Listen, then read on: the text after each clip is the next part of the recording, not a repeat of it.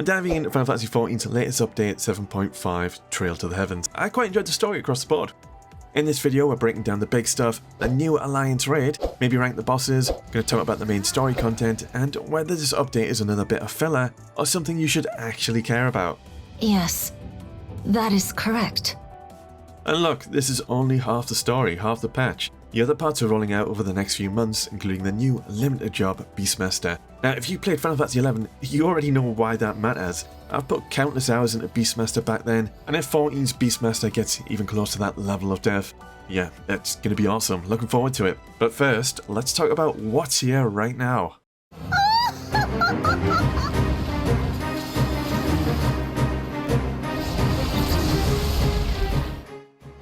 So, the new Final Fantasy XI themed raid is here, Windurst, the Third Walk, and overall I quite like this one. Right away this feels different from the previous raid.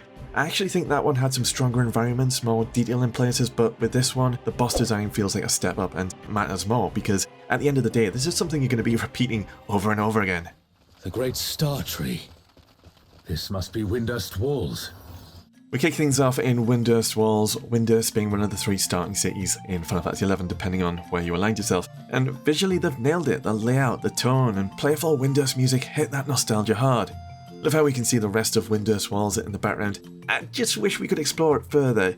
You can wander off to the side, check out the auction house, and it almost feels like there should have been more here. Like maybe this space originally had trash monsters and it got cut back because the raid was running too long. And look, I've got to say it, as a Bastokian back in 11, it's a little painful seeing Windurst and Sandoria get the spotlight, but we didn't get to revisit the 3rd city, Bastok. That stings, but I'm still grateful I got a step back into Vana'diel like this.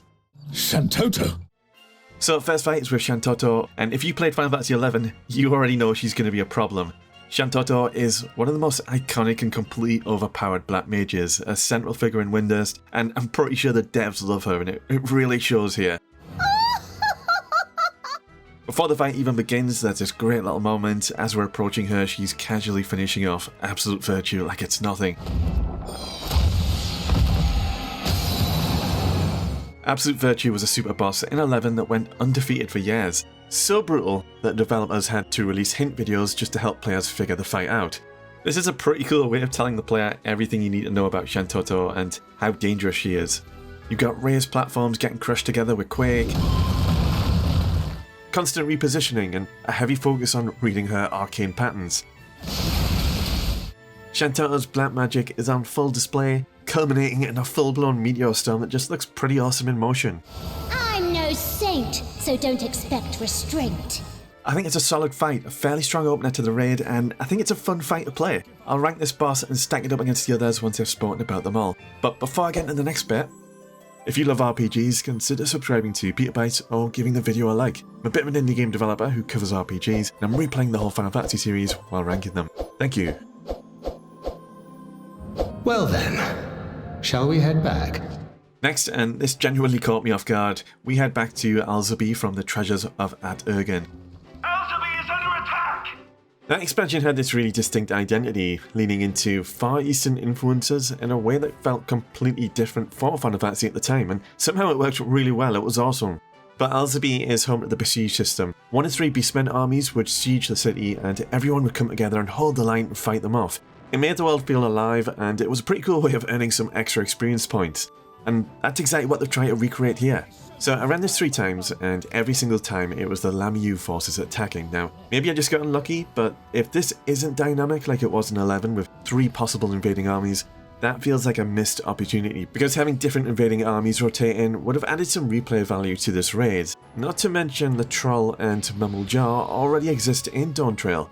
It is cool, but the fighting takes part in this tiny box section which is a fraction of the size of the same area in the original. I also would have loved to see more of the original flavour here, things like Zahbi's generals stepping in to help lead the defence. It's like a super bite-sized Besieged, but I'll happily take it.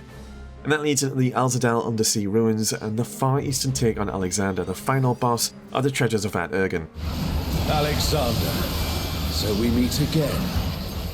And yeah, this one's pretty cool. It's a very movement-heavy fight, lots of dodging, weaving through these sweeping beams of holy energy, constantly repositioning to stay alive. Visually it's strong too. Alexander has this imposing presence, but with a bit more spectacle this time round. There's not really anything new being introduced here, nothing that pushes the formula forward in a meaningful way. It's polished, it's clean, it plays well, but it doesn't surprise you. I love his divine arrow where he spins around with all this holy energy.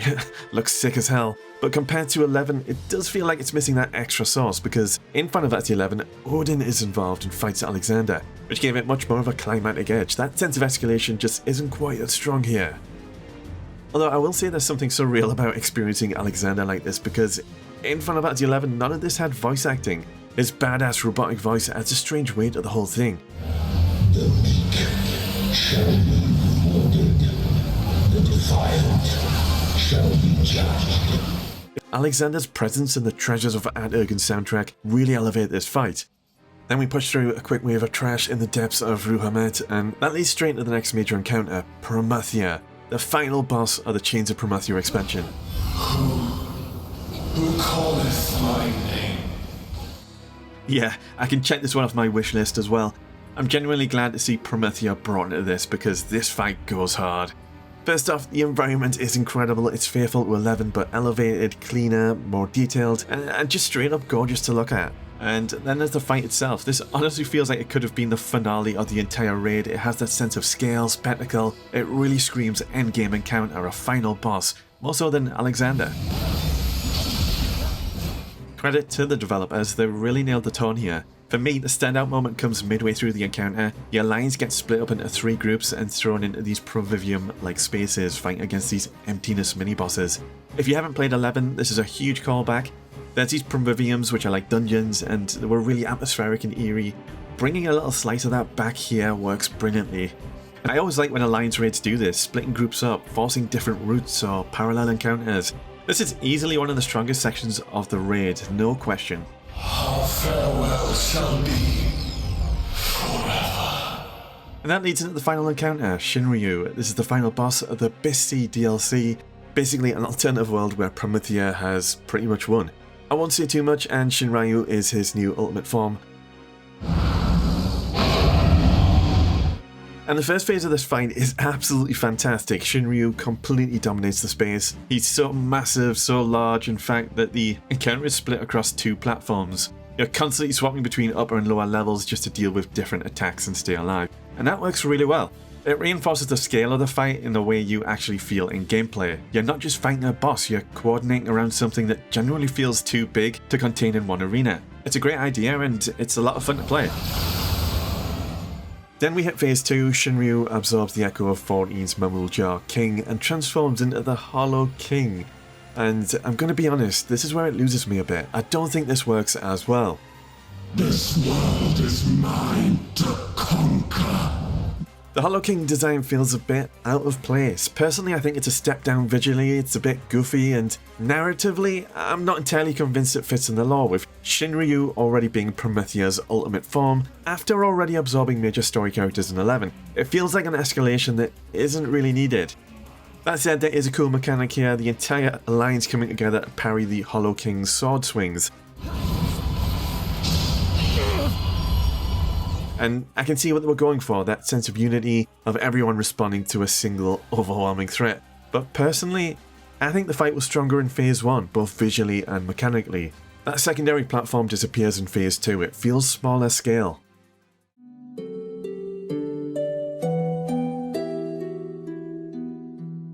To be honest, I've not been hugely invested in the story quests tied to this series of Alliance raids, but this time I actually really enjoyed it. We learn that this guy who accompanies us is essentially made from the collective memories of Final Fantasy XI players. He represents me, and that hits surprisingly well, but as always, I wish this stuff was voice acted.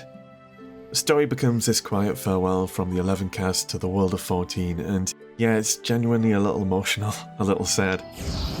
The closing words are a message from the developers: we'll leave the lights on. I hope they mean it. I hope Final Fantasy XI stays online for a long time yet, because going back through these raids really does bring that nostalgia flooding back.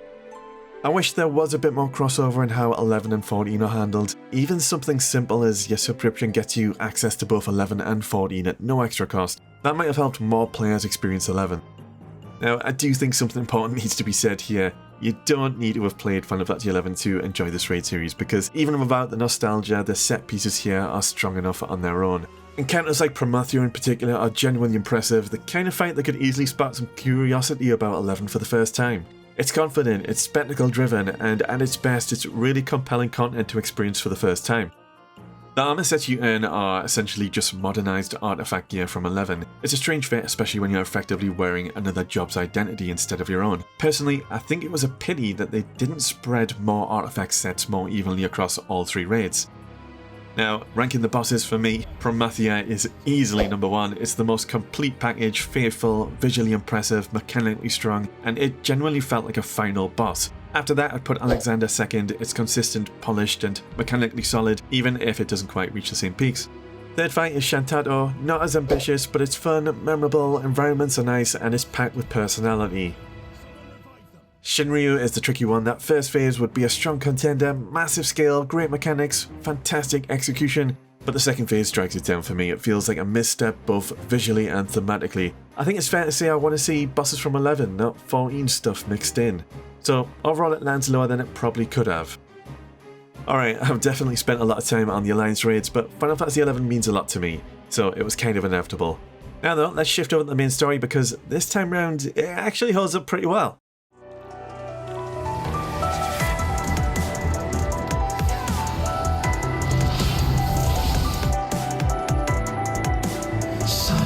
The power of the void. More importantly, we finally moved past Dawntrail and head back to Garlemald, and I'll be honest, I like the direction we're heading in. We shall leave for Garlemald immediately. One of my bigger issues with Endwalker was how little we really got to see of Garleon's capital. It was already reduced to rubble. Even though it's still in ruins, I do appreciate getting to see more of Garlemald. This comes in the form of a new dungeon, the Clyteum. And structurally, it's exactly what you'd expect from a dungeon at this point. 3 bosses, linear progression, trash monsters in between, no real surprises. But the tone does some of the heavy lifting here. There's a darker edge running through the whole thing, void enemies, and this lingering sense of history baked in everything. It leans hard into that Garlemald post-apocalyptic tone. Cold, ruthless, unforgiving, and it works. The first boss makes me think of Final Fantasy VII. It's like a weird hybrid between a floating eye and the guard scorpion from 7. It's got a similar sensor to the guard scorpion, and you'll need to stand perfectly still to avoid being detected by its main scanner, which makes me think of the scanner ID checks on the train in Midgar. I think that was intentional, maybe I've just got Final Fantasy VII brain. It's a small thing, but it's a clever reference and it makes the fight stand out. The second boss, I'm pretty sure it's pulling from Final Fantasy XII. It looks very close to the Esper Cuchulainn. Same overall structure, same kind of grotesque silhouette. If I had to guess, the developers reused the model skeleton. And then the final boss fully leans into that darker tone, this Puppet Master, Mechromancer style enemy controlling the battlefield. It's a cool concept, and visually it fits the dungeon really well. This Puppet Master is making use of all the leftover Garleon technology and destroyed robots. Thematically really cool. Individually these are solid ideas. Collectively it still feels like a standard dungeon. It's polished, it's fairly enjoyable. So yeah, I'm always a sucker for dark fantasy, and this whole arc leans hard into that. We communicate with this Puppet Master figure, and basically this thread pulls you right back into the orbit of Zero and Golbears. It would seem. Which neatly reconnects everything to the Endwalker patch storyline. I wasn't huge on Endwalker's patch story with these characters because one of my bigger issues with the post-launch patches was that this storyline just didn't really take us anywhere. So coming back to it here, actually pushing things forward, giving it some payoff, that's a big win. And it helps that the presentation is strong. The in-engine cinematics have some genuinely slick combat animations, enough to give these moments a bit of weight instead of just feeling like filler between quests. Now the big set piece here is the trial against Enuo. All who stand before me shall fall. And I'll be honest, I had no idea who that guy was. Turns out he's a super boss from certain versions of Final Fantasy V, like the Game Boy Advance release. So if you never touched that version, yeah, he's basically new. And look, first impressions, he's not the most visually striking boss they've ever done. He doesn't have that immediate, larger-than-life presence, but the fight itself is pretty great. It follows the trend of another fast, movement-heavy fight. It leans hard on positional awareness. You're dodging all these balls of void energy, these cascading explosions of darkness that force you to keep moving. There's one mechanic, Gaze of the Void, where Enuo surrounds himself with balls of darkness, and there's these sequential detonations, and it feels really slick just outrunning them all. Then it escalates, you get dragged into the void itself. You're forced to fight through his clones, navigating your way towards a beacon just to break back out. It's a nice shift in pacing, definitely more interactive than your standard phase transition. And there's what I consider the payoff, this moment where Zero and Golbears jump in mid-fight to stop Enuo. I will not yield my domain! Such is the power of the void. It's pure anime nonsense in the best way possible. Big, flashy, over the top, and it absolutely works. So yeah, maybe Enuo doesn't have the strongest presence going in, but mechanically, visually, and in terms of spectacle, this is a really solid trial. I want to see what this is like on extreme mode. We also get a bit more story here, and more importantly, a new character in the mix, Halamut, and yeah, I like her.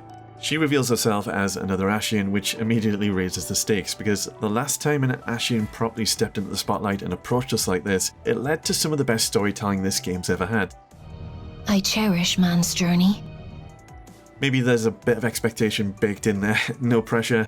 From here we're getting enticed towards the ice reflection, a setting that already sounds like it's hiding something nasty beneath the surface with these so-called Windurst. Whatever's going on there, it doesn't sound good. Our destination is the fourth. Personally, I really like that Azem's crystal continues to be this narrative anchor. It's helping us reach new locations, new reflections, and worlds. It makes this all feel intentional, like there's an actual long-term plan here. I thought the main story arc was going to end in Endwalker, but this very much feels like a continuation, albeit we're steering in a different direction, and hell, I'm up for it. I feel quite hopeful for the story, and I'm excited to see where this leads. An icy-themed expansion sounds so cool. We'll see how it develops in part 2 of the patch, but for the first time in a while, I'm genuinely looking forward to what's next. We'll see where the story goes in part 2. In the meantime, check out my return to Dragon Age Origins, my top 10 most emotional moments in Final Fantasy, or my big review of World of Warcraft Midnight. Have a good one.